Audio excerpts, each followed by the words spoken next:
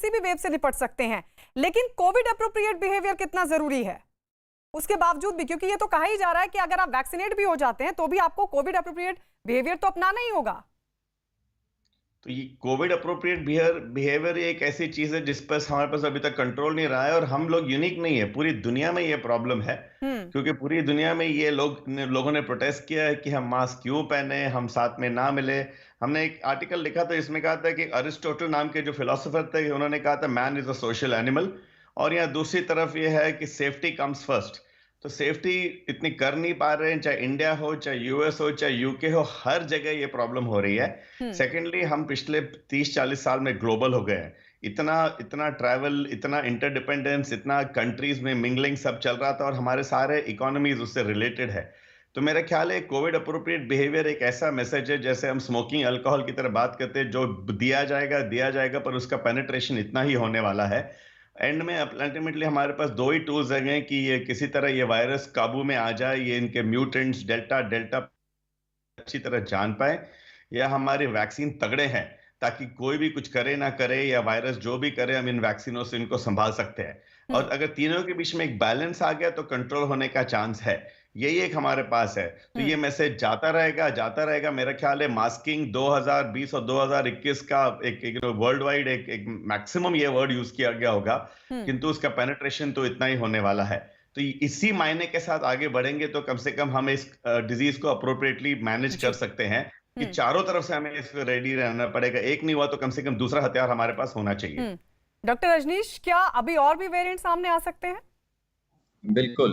So mutation is the hallmark of virus into the society. जब भी viral diseases ऐसे pandemic create करते हैं तो उसके अगेंस्ट जब मेडिसिन और उनको ट्रीट किया जाता है तो virus has a tendency to escape that.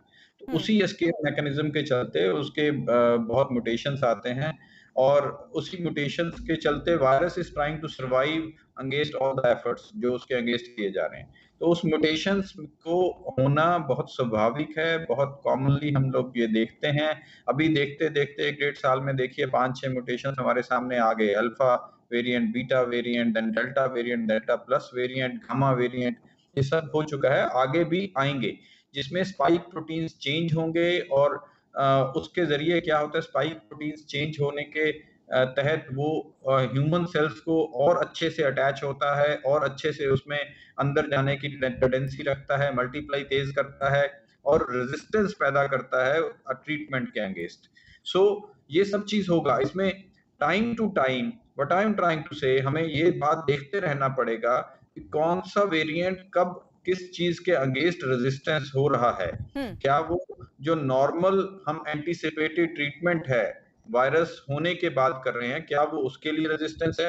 जैसे बहुत टाइम ये एजिथ्रोमाइसिन और फेबिफ्लू और एंटीवायरल्स हम लोग यूज करते हैं, क्या वो उसके अगेंस्ट रेजिस्टेंस शो करने लग गया है? क्या वो रेमडेसिविर के अगेंस्ट रेजिस्टेंस शो करने लग गया है? क्या वो वैक्सीन के अगेंस्ट रेजिस्टेंस शो करने लग गया है? Which is the $1 million question at the moment.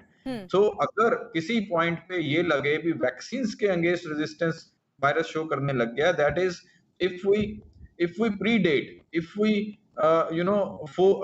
हम उसके होने से पहले उसको पकड़ लेंगे, तो ऑब्वियसली हमारे स्टेप्स उस डायरेक्शन में होंगे that vaccine requires modification, vaccine requires a change antigenic things, और उसके एंटीबॉडीज जो बनेंगे वो चेंज होना चाहिए। ये सब चीजें बहुत जल्द हम उसको पकड़ेंगे तो ही हम उस डायरेक्शन में कदम ले पाएंगे। डॉक्टर जी सर, डॉक्टर संजीत बहुत संक्षेप में बताइएगा सर, क्योंकि अभी 2 पैनलिस्ट और हैं और 2 मिनट मेरे पास सिर्फ है, समीर भाटी और राजीव रंजन जी। सुरंजीत जी मुझे बताइए, क्योंकि बहुत सारे दर्शक अब जो देख रहे होंगे प्रोग्राम, फिर वो ये सोच रहे होंगे कि और कितने वेरिएंट और कब तक?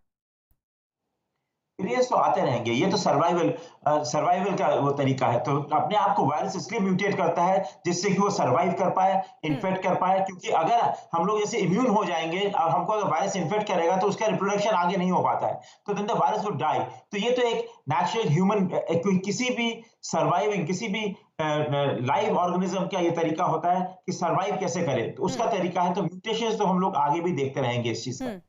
डॉक्टर समीर भाटी बहुत जल्दी से। और भी वेरिएंट आ सकता है, और भी नया वेरिएंट आ सकता है, और भी खतरनाक वेरिएंट आ सकता है। जब तक सब सेफ मतलब सभी को सेफ होना जरूरी है। मतलब जब तक सब सेफ नहीं है तब तक कोई भी सेफ नहीं है। हार्ड इम्यूनिटी तब तक नहीं आएगी तब तक नए नई तरह के वेरिएंट आ सकते हैं। शुक्रिया आप सभी पैनलिस्ट का हमारे साथ इस डिस्कशन में शामिल होने के लिए। Doctor Ravindra Mehta, doctor Rajneesh Kapoor, doctor Surjeet Chatterjee, Sameer Bhati और राजीव रंजन, आप सभी का